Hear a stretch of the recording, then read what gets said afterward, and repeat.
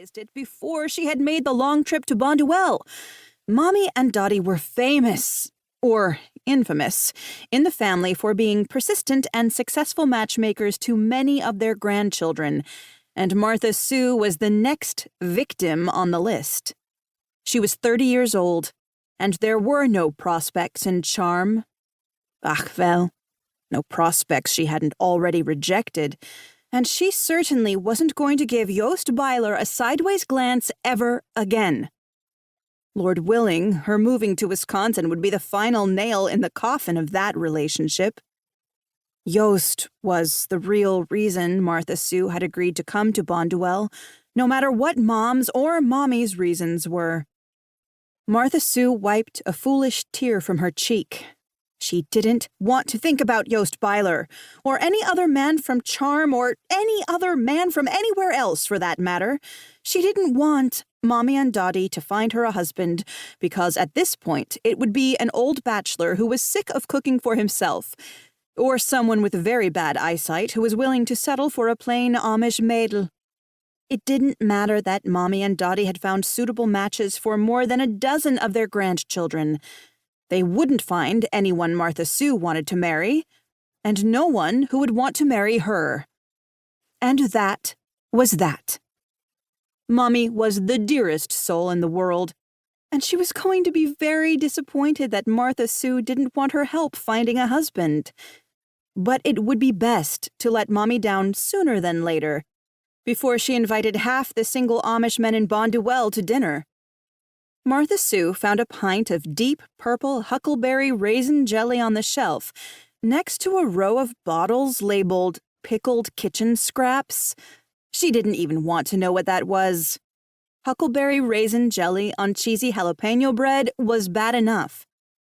Upstairs, someone knocked on the front door, and there were muted Christmas greetings and laughter. The family was still gathering. Now would be the perfect time to mention to her grandparents that she didn't want a husband, and to please not try to set her up with anybody.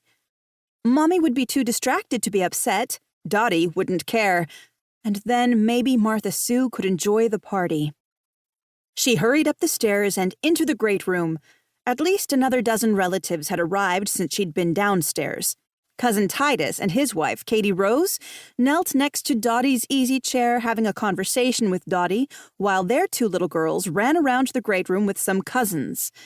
Several of Martha Sue's cousins and aunts busied themselves in the kitchen with dinner preparations. Mommy didn't fix Christmas Eve dinner anymore. Her daughters had taken over the meal several years ago with the excuse of easing Mommy's burden, with the added benefit that the Christmas Eve dinner was actually something everyone enjoyed eating. Mommy sat in her rocker holding the hand of little Isaac, Moses and Leah's youngest, listening intently as he told her something that looked to be very important to a 3-year-old. Marianne and Jethro were there with their twins, as well as Martha Sue's sister Mandy and Mandy's family. Even Cassie and Zach Reynolds had come. Cassie had jumped the fence a few years ago and married Zach, who was a very important doctor in Chicago. Cassie hadn't been baptized, so she hadn't been shunned, and everyone loved having them at get-togethers because Zach told the most interesting medical stories and didn't mind giving piggyback rides to all the great-grandchildren.